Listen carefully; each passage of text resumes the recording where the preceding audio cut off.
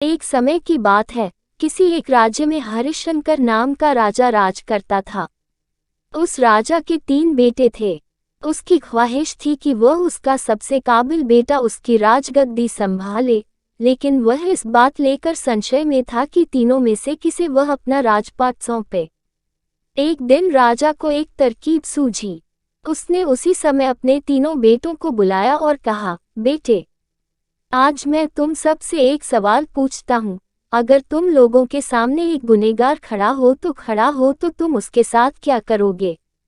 इस पर राजा के पहले बेटे ने कहा, उस अपराधी को सजाए मौत दी जानी चाहिए। वहीं दूसरे बेटे ने कहा, गुनहगार को कालकोठरी में बांध देना चाहिए।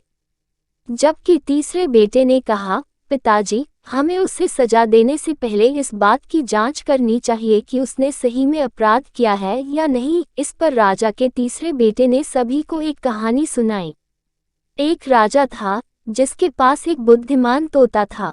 एक बार उस तोता ने महाराज से कहा, मुझे अपने माता और पिताजी के पास जाना है। राजा ने उसकी बात नहीं मानी, लेकिन तोता ने हार नहीं मानी। वह लगातार महाराज से जिद करने लगा कि मुझे माता पिता के पास जाने दें।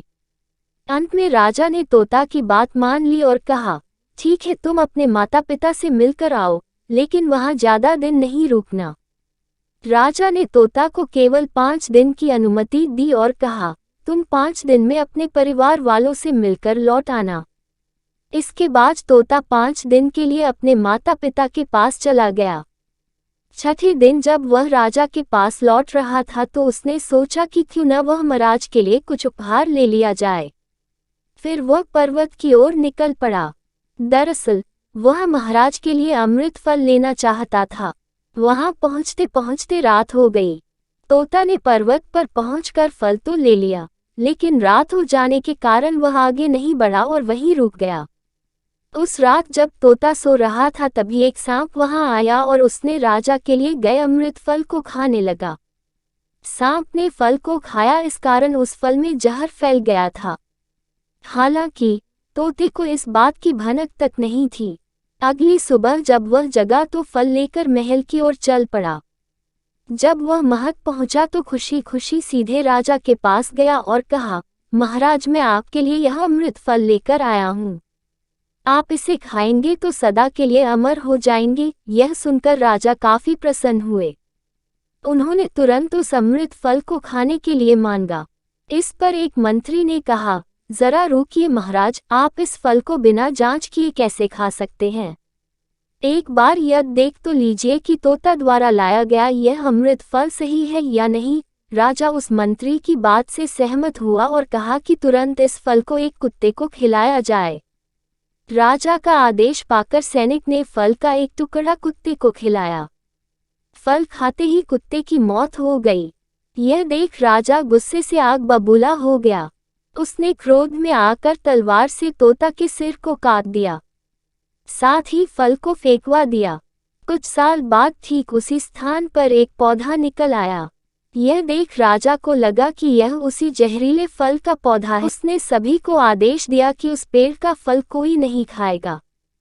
कुछ दिन बाद एक वृद्ध व्यक्ति उस पेड़ के नीचे आराम करने के लिए रुका। उसे भूख भी काफी जोर से लगी थी। उसने उसी पेड़ से फल तोड़ा और खाने लगा। फल खाने के बाद वह बूढ़ा व्यक्ति एकदम से जवान हो गया। राज ने जब यह देखा तो वह आश्चर्यचकित रह गया। उसे समझ आ गया कि वह फल जहरीला नहीं था। उससे बहुत बड़ी गलती हो गई। उसने बिना सच्चाई जाने तोता को मार दिया। इसे लेकर उसे काफी पछतावा भी हुआ। इसके लिए वह मन ही मन खुद को कोसने लगा। इधर तीसरे राजकुमार की कहानी खत्म होने के बाद राजा हरिशंकर ने उसे ही अपना उत्तराधिकारी नियुक्त किया। इसके बाद राज्य में जश्न मनाया गया। कहानी से सीख। इस कहानी से हमें यह सीख मिलती है कि हमें कभी भी बिना जांच किए किसी को सजा नहीं देनी चाहिए।